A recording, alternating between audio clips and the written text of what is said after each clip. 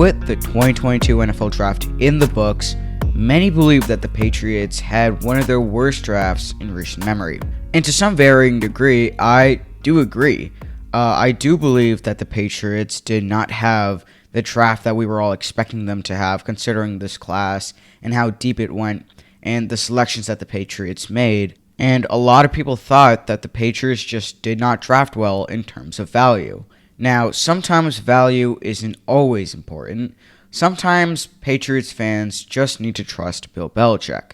But then you also have to consider the effectiveness of that approach, especially in recent memory. But either way, let's just get into the video. And actually, before I start, I do want to make something clear. I will not be going over each of these picks in detail. That's why the video is a lot shorter than you might expect. I've talked about all these players in different videos. I talked about Cole Strange, Taykwon Thornton, and Marcus Jones in separate videos, and then all the day 3 picks in one combined video. So if you do want to check out, my thoughts on those picks, then you can just click one of those videos. But yeah, this is not the video for that. But I will give you some sort of a brief description on each player, just because background information is kind of important. So yeah, let's just get into it. And starting with Cole Strange, I'm going to give this pick a B-. Many others have given this pick more of a C- to a C+, and strictly looking at value, I agree. Trading down in hindsight was a horrible decision, and New England missed on Nakobe Dean, who surprisingly fell to the 3rd round, and Andrew Booth. But if we look at Strange as a player, he's a solid guard, quick off the snap, flexible, and fits the Patriots' scheme and their want to focus on the run game. So, value aside, the Patriots picked a great player. Cole Strange is an excellent guard, but we can't exactly live in that bubble where value isn't important. And so, considering Cole Strange was a 2nd to 3rd round guard, I am almost certain, despite what Bill Belichick said about the pick, I am almost certain that New England could have been able to get Cole Strange much later in the draft, maybe in the early or middle 2nd round. And so, because of that, I am going to have to give this pick a B-, and also because of the other positions of need that were much higher or more highly needed in comparison to offensive line. Next, we have Taykwon Thornton, and I really want to give this pick a B+ because of how excited I am to see him work in the Patriots offense and the potential that he brings, but I do have to give this pick a solid B, once again for sheer value. And for what it's worth, I didn't want a different receiver over Thornton. I prefer Thornton over guys like Sky Moore, George Pickens, and Alec Pierce. But again, what did New England need? Linebacker and cornerback. And keep in mind, Nakobe Dean was still available. And yet they took a receiver that was, again, also a position that was not of need. Now, Taykwon Thornton is fast, and the Patriots have never been able to work with a fast receiver. But there are also risks with drafting a fast, slender-framed receiver, like injury and catching, though I do think that Taykwon Thornton is one of the better catchers for a fast receiver.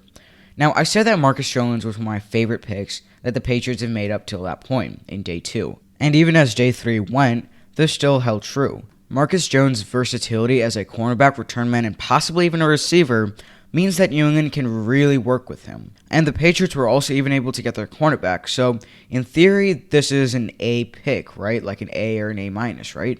But I'm going to give this a B+. Marcus Jones is a great return man, but he has certain aspects of a cornerback that are still desirable.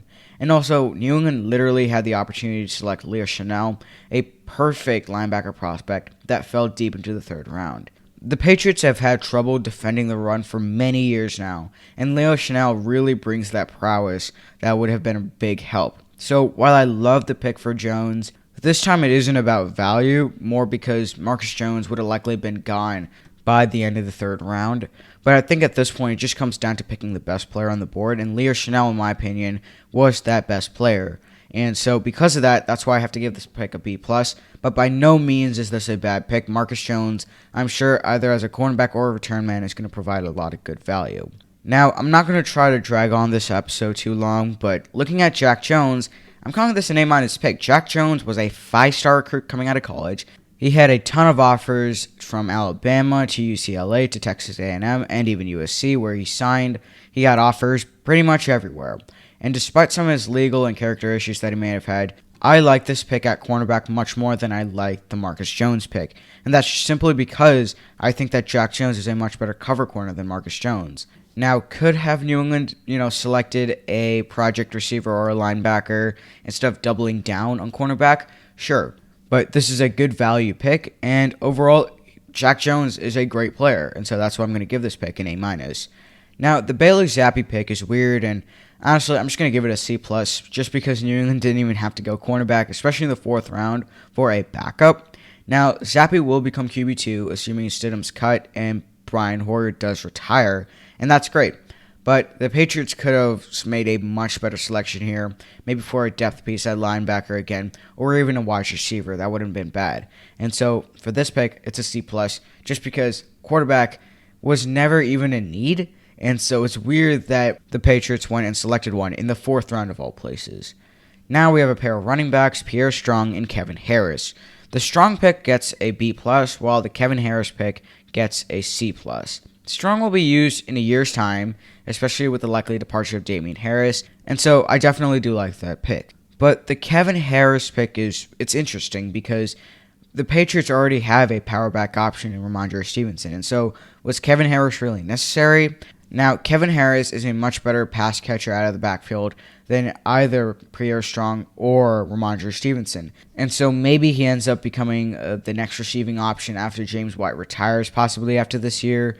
But then again, he's also not exactly one of the faster running backs in this draft class. And so, again, it's just a very interesting pick. I don't hate this pick, but doubling down on running back was just completely unnecessary. And so I'm going to give the C+ to Kevin Harris.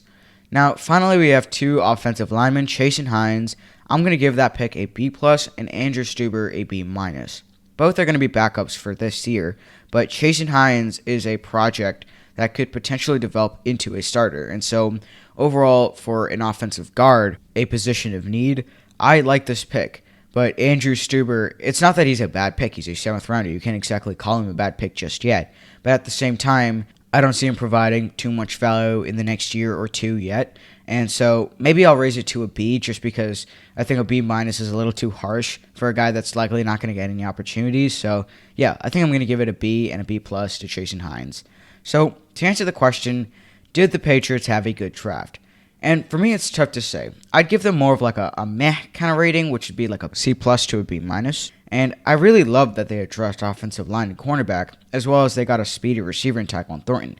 But again, value matters, and as an immediate post-draft review, the Patriots should have just made more important value picks, like taking linebacker or taking a cornerback much early on, rather than just reaching for guys that they simply liked. Now, maybe Cole Strange ends up becoming a 15-time All-Pro, but at the end of the day, had the Patriots selected him in the 2nd round, he's still going to be the same 15-time All-Pro as he would have been in the 1st round. So the Patriots could have selected a much more high-profile pick in the 1st round. And so that's just my take on that. But yeah, thank you guys so much for listening, and I'll catch you guys later in another episode. Peace out.